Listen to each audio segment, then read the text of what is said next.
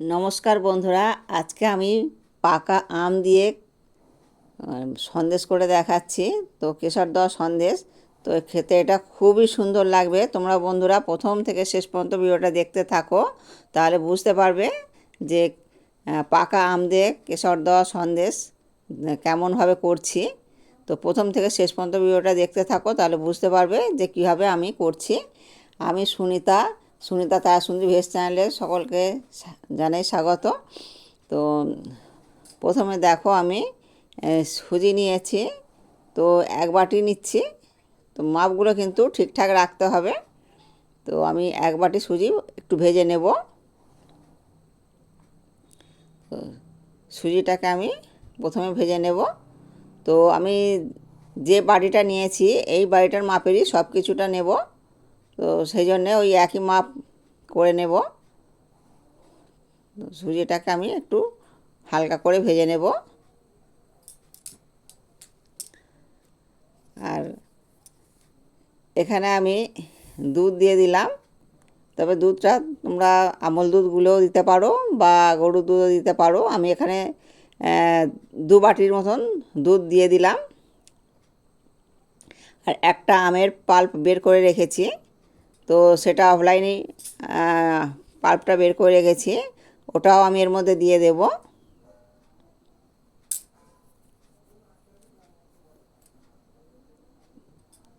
তো লবণ দিয়ে দিলাম পরিমাণ মতন।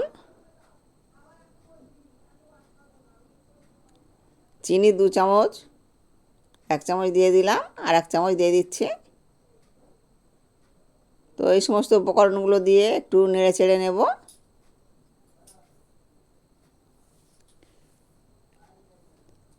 এবারে কিন্তু এর মধ্যে আমের পাল্পটা দিয়ে দেব।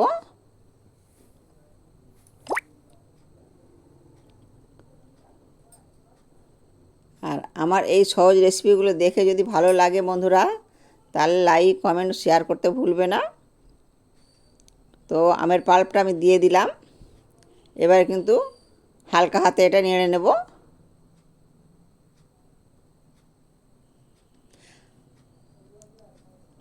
আমরা তো সকলেই মানে ছানার সন্দেশ, ক্ষীরের সন্দেশ খেয়েছি। তো আজকে কিন্তু আমি যে সন্দেশটা করছি এটা কিন্তু পাকা আম দিয়ে মানে কেশর দিয়ে সন্দেশ করব। তবে জামাই ষষ্ঠী উপলক্ষে এই সন্দেশটা করছি বন্ধুরা। তো তোমরা বন্ধুরা একবার হলেও আমি যে নিয়মে করছি এই নিয়মে করে দেখবে, ভীষণ ভীষণ সুন্দর খেতে লাগে।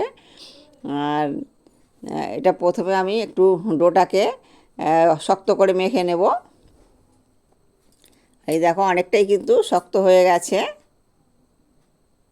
একটু শুকনো শুকনো মতন করে নিতে হবে। আর এই যে আমটা দিলাম এই আমটা কিন্তু খুবই মিষ্টি ছিল, তার জন্য কিন্তু আমায় চিনিটা কম দিতে লেগেছে। আর চিনিটা তোমরা বন্ধুরা একটু কম বেশি করে নিতে পারো। আর এখানে দেখো আমি বাড়িটার মধ্যে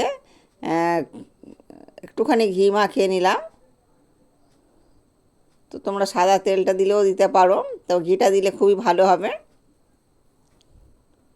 তো ঘিটাকে আমি প্রথমে ভালো করে মাখিয়ে রেখে দিলাম। এবার দেখো এই ডোটা কিন্তু আমি তুলে নেব। বেশ অনেকটাই টাইট হয়ে গেছে।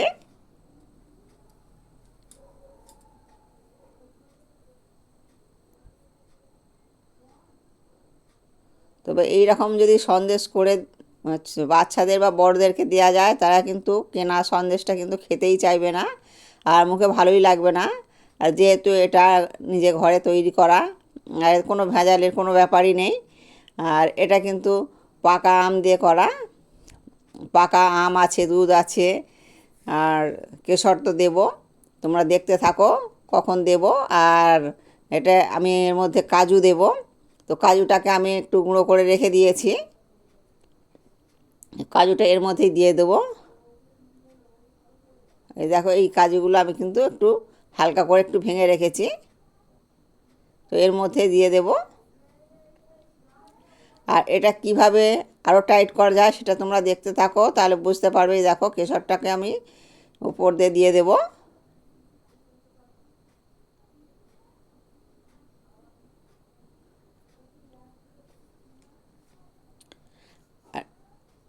এই রকম সন্দেশ সকলেরই ভালো লাগবে, আর এটা খুবই স্বাস্থ্যকর। এই দেখো, এই হাত দিয়ে একটু চেপে চেপে দিচ্ছি। এখানে আমি 1 মগ জল দিয়েছি। এবার স্ট্যান্ডটা দিয়ে দিলাম। স্ট্যান্ড দিয়ে কিন্তু এটা বসিয়ে দিলাম। এবার একটু ঢাকা চাপা দেবো। ঢাকা চাপা দিয়ে 15 থেকে 20 মিনিট রেখে দেব। 20 মিনিট আমার হয়ে গেছে। তো এবারে আমি দেখব। এই দেখো, একদম খুব টাইট হয়ে গেছে। এবারে আমি নামিয়ে নেব। নামিয়ে নিয়েছি, দেখো কত কালারটা চেঞ্জ হয়ে গেছে। এবারে আমি একটা প্লেটের মধ্যে উল্টে দিয়ে এরকম একটু ঠুকে নিলাম। ঠুকে নিলে কিন্তু এটা সহজেই চলে আসবে, যেহেতু একটু ঘি মাখিয়ে নিয়েছিলাম। আর দেখো কত সুন্দর হয়েছে। এবারে আমি এটা কাটবো। আমি আমার পছন্দ মতন কাটছি, তোমরা তোমাদের পছন্দ মতন করে কেটে নেবে বন্ধুরা। তো আমি এটা মানে 4টে ভাগ করব।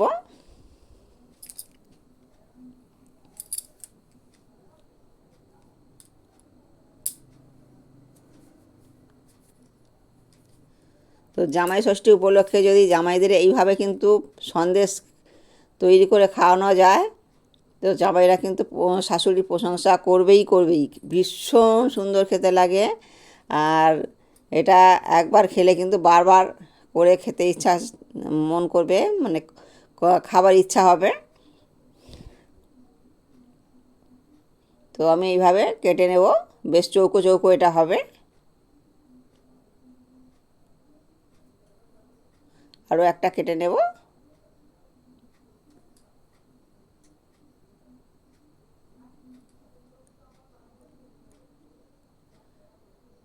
আর তোমাদেরকে দেখাচ্ছি বন্ধুরা, এই দেখো কতটা সুন্দর হয়েছে।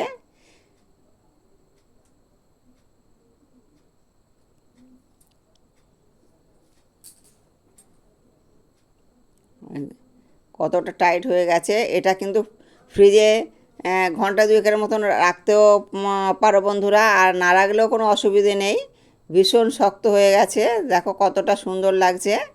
আর এতক্ষণ আমার সঙ্গে থাকার জন্য সকল বন্ধুদের অসংখ্য ধন্যবাদ। আর জামাই ষষ্ঠী অনেক অনেক ভালো কাটাবে সকলেই। আর এই গরমে খুব সাবধানে থাকবে। ভিডিওটা এখানেই শেষ করছি। আবার পরবর্তী একটা ভিডিও নিয়ে চলে আসবো।